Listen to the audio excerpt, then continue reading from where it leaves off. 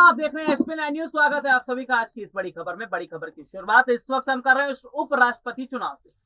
देश में जल्दी उपराष्ट्रपति के चुनाव होने वाले हैं। एक और जहां हम देख रहे हैं कि राष्ट्रपति चुनाव को लेकर सत्ता पक्ष और विपक्ष दोनों तरफ से अपनी अपनी बातें कहेंगे।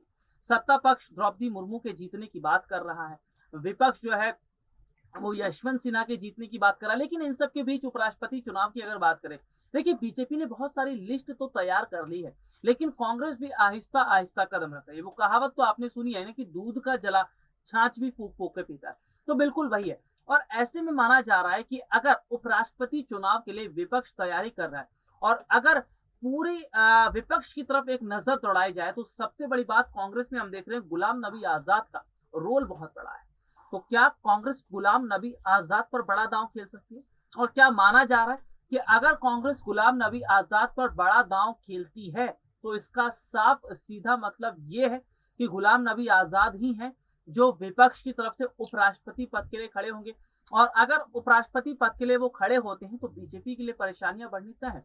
सीधे तौर पर यह माना जा रहा है कि आज जो स्थिति बनी हुई है वो कहीं ना कहीं ये बता रही है कि सत्ता पक्ष कई नामों की चर्चा तो कर रहा है, लेकिन सत्ता पक्ष भी बहुत सोच समझकर काम करेगा। हालांकि सत्ता पक्ष और विपक्ष लगातार जो रणनीति बना रहा है, उस रणनीति की अगर बात करें तो दोनों के बीच कांटे की टक्कर है। क्योंकि राष्ट्रपति चुनाव की अगर हम बात करें तो राष्ट्रपति चुनाव में यशवंत सिन्हा के चुनावी मैदान में उतरने से द्रौपदी मुर्मू की नींद उड़ी हुई है। क्योंकि विपक्ष लगातार जो सपोर्ट वो समर्थन की बात कर रहे हैं तो यशवंत सिन्हा को कर रहा है।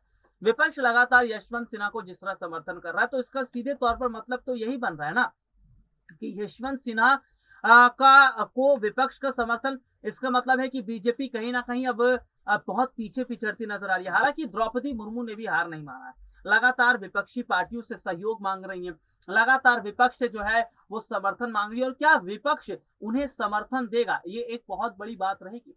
क्योंकि विपक्ष लगातार ये कह रहा है कि हम यशवंत सिन्हा के साथ खड़े हैं। विपक्ष को तोड़ने का काम बहुत कर रहा है सत्ता पक्ष, लेकिन ऐसा होता नजर नहीं आया। हाल फिलहाल की बात करें तो उपराष्ट्रपति चुनाव को लेकर विपक्ष की तरफ से भी अंदर खाने बहुत रणनीति बन रही है, लेकिन सत्ता पक्ष जो रणनीति बना रहा है, क्या उस रणनीति का फायदा उन्हें मिल पाएगा?